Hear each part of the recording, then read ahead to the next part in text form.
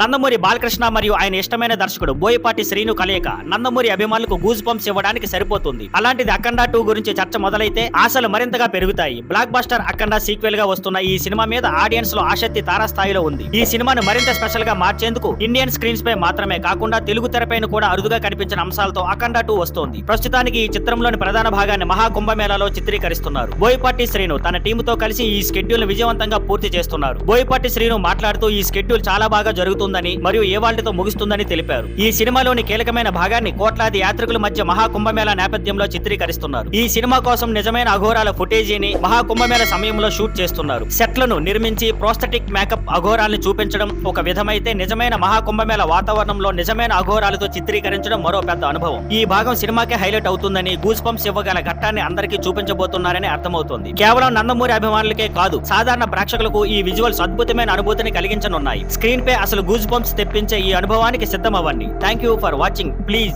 Like, share and subscribe.